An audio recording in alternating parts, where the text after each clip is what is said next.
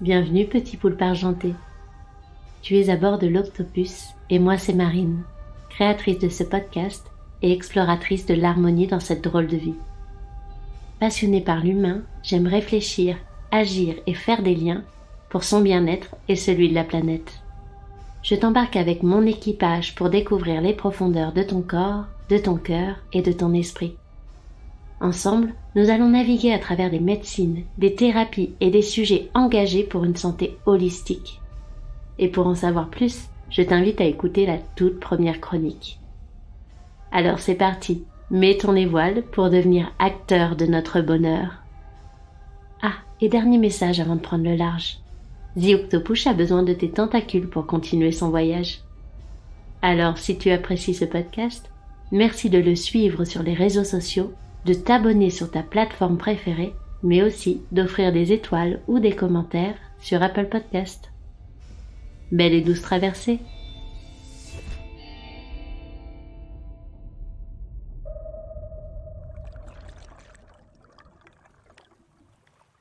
Dans ce premier épisode Connexion Océan, je vais vous parler d'acidification.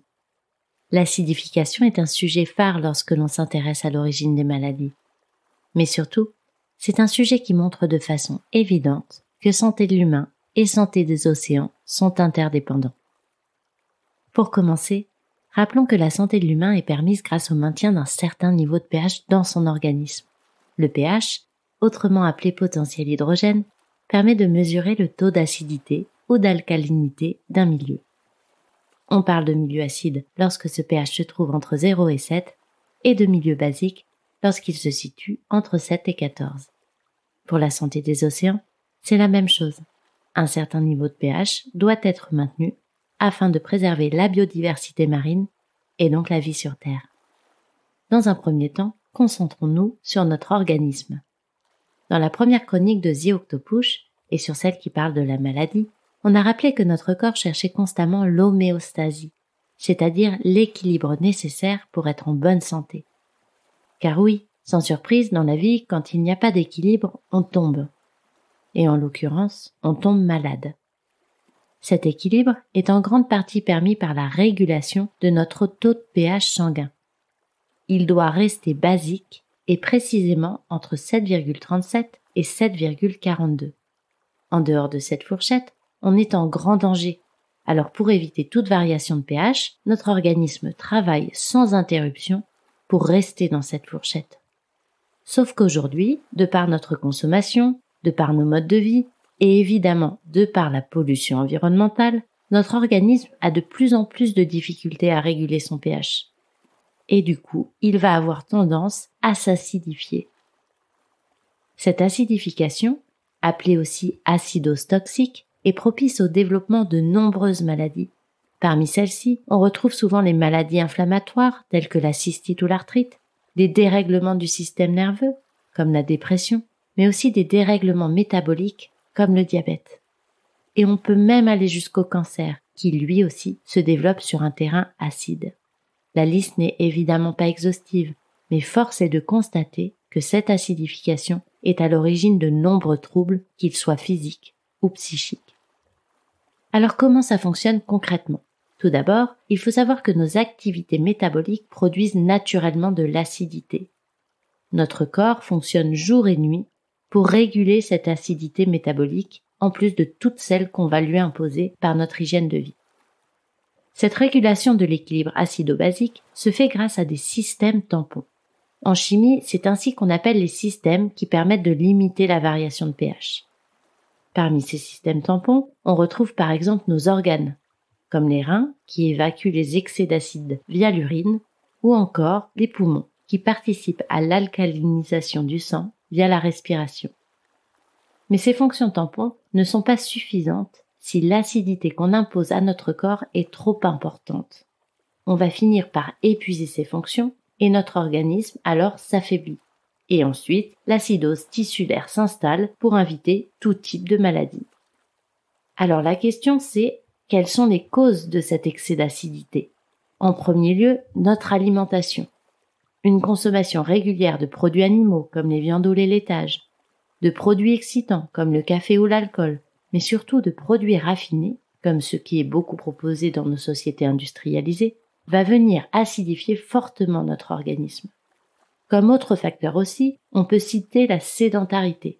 De par nos activités professionnelles, par exemple, on est de moins en moins amené à bouger, à s'oxygéner, et donc on a du mal à maintenir un bon niveau de pH. Parmi les grands facteurs également, les problèmes de sommeil et surtout le stress que l'on subit consciemment ou inconsciemment. Et enfin, je citerai une dernière cause qui est majeure, c'est notre environnement. Il est de plus en plus pollué et il va venir acidifier notre organisme et les océans. Encore une fois, la liste ici n'est pas exhaustive, mais représentative de ce qui nous impacte majoritairement aujourd'hui avec nos modes de vie.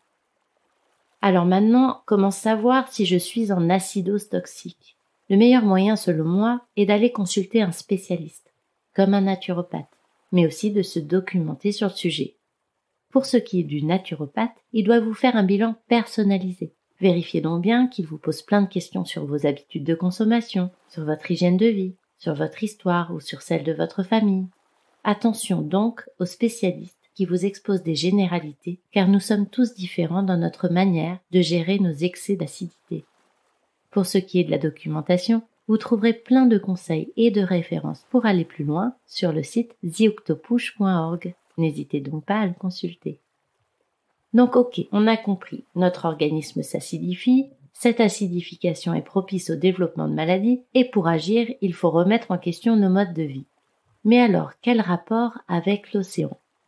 Je ne sais pas si vous vous souvenez de la chronique sur l'eau, mais on y explique à quel point notre santé est connectée à cet élément. Et c'est particulièrement vrai sur cette question d'acidification. Comme l'humain, les océans voient leur pH diminuer en grande partie à cause de nos sociétés industrialisées. En effet, l'acidification des océans est constatée depuis la révolution industrielle. Elle est notamment expliquée par une trop grande quantité de dioxyde de carbone émise dans l'atmosphère et qui va être ensuite absorbée par les océans. Rappelons que le dioxyde de carbone est un de ces fameux gaz à effet de serre responsables du réchauffement climatique et émis majoritairement par nos activités anthropiques. Donc l'excès de dioxyde de carbone va acidifier les océans et cette acidification va avoir de nombreux impacts sur les organismes marins et par effet de ricochet sur la santé de l'être humain. Une eau plus acide va attaquer le calcaire des coraux, de certains animaux ou encore des microalgues comme le phytoplancton. Tous ces organismes marins sont étroitement liés au bien-être de l'humain. Par exemple, si l'acidification de la barrière de corail est altérée, on va diminuer la protection de nombreuses îles face aux catastrophes naturelles. Plus globalement, une attaque acide de la biodiversité marine va perturber la chaîne alimentaire et donc diminuer les ressources nécessaires pour la vie de l'humanité. C'est une problématique déjà très présente pour de nombreux pays, notamment ceux qui dépendent de la pêche. Et enfin, n'oublions pas que notre santé est majoritairement liée au phytoplancton.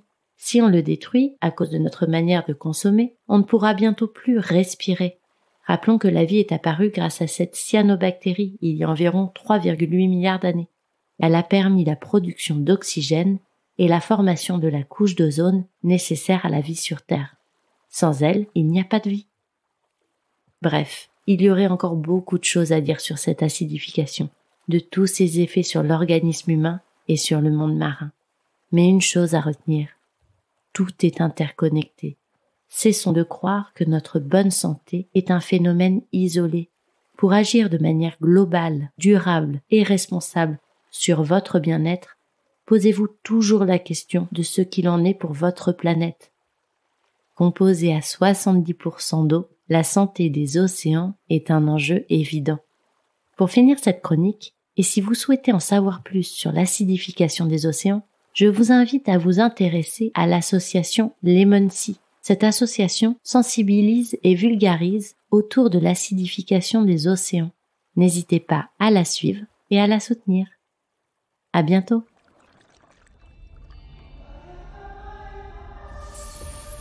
Et c'est ici que nous faisons escale. Retrouve le résumé et les intervenants de cet épisode, ainsi que quelques références pour aller plus loin, sur le compte Instagram ou sur le site internet theoctopush. Si tu as aimé l'extrait musical de ce générique, je t'invite à écouter l'artiste Brioche qui prend soin d'apporter douceur et poésie à tes petites ouïes. Et enfin, Sache que le montage et l'univers sonore de ce podcast sont en grande partie réalisés par Sophie Labruyère, créatrice de lumière. À bientôt.